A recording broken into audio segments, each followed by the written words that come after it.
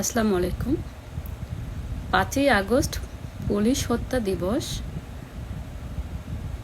আজকের এই দিনে আমরা স্মরণ করছি সকল শহীদ পুলিশ ভাইদের আত্মার মাগফিরাত কামনা করছি এবং সেই সাথে এই কুলাঙ্কার বাচ্চারা যারা এই অঘটন ঘটিয়েছিল তাদের বিচারের আওতায় না আনা পর্যন্ত আমরা এদের বিরুদ্ধে সবসময় কথা বলে যাব এবং এই কুলাঙ্কার বাচ্চাদেরকে বাংলাদেশ থেকে বের না করা পর্যন্ত আমাদের এই প্রতিবাদ অব্যাহত থাকবে।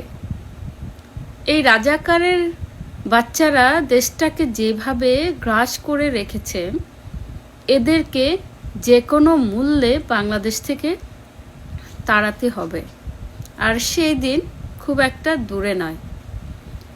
মাননীয় প্রধানমন্ত্রী বাংলাদেশে আসবে সেটা শুনে এই কুলাঙ্কার বাচ্চাদের কর্মকাণ্ড কথাবার্তার যে উল্টা পাল্টা কথা বলতেছে, নাহিদ ইসলাম কি বলল, মাননীয় প্রধানমন্ত্রীকে এয়ারপোর্ট থেকে সে নাকি ফাঁসির মঞ্চে নিয়ে যাবে। এই নাহিদ ইসলাম, তোর কি অবস্থা হবে সেটা কি তুই একবার ভেবে দেখেছিস? তুই ফাঁসির মঞ্চে নেওয়ার তুই কে এবং তুই কোথায় থাকবি, তুই কোথায় যাবি? তুই তো মঞ্চ পর্যন্ত গিয়ে পৌঁছাইতে পারবি না, এর আগেই তোকে ফাঁসি দেওয়া হবে। সেটা মাথায় রেখে বঙ্গবন্ধুর কন্যার নামে কথা বলার সাহস করেছস, এইটাই তোর জন্য বেশি।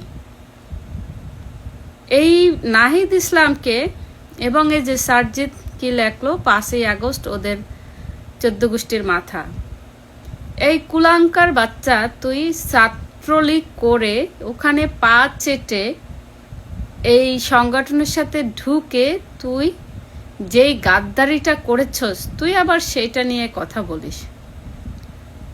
এই সারজিৎকে সামনে পেলে একটা চর মেরে দিতাম, এতে কোনো সন্দেহ নাই।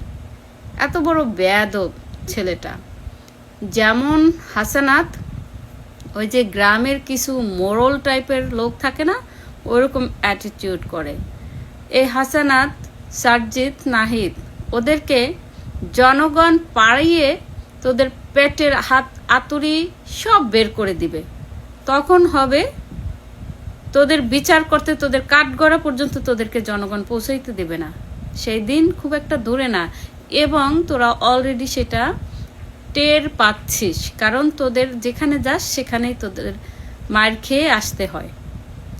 আর তোদের এই ছোট কুলাঙ্কার বাচ্চারা, তোদের এই ছোট মুখে এত বড় কথা বলস, তোদের ওই মুখ দিয়ে কথা বলার সুযোগও তোরা পাবি না।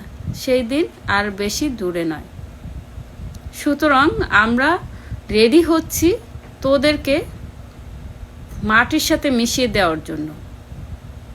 অসভ্যর বাচ্চাগুলি, বাংলাদেশ ধ্বংসকারী কুলাঙ্কার বাচ্চা, সেই সাথে খাম্বা তারেকও জড়িত।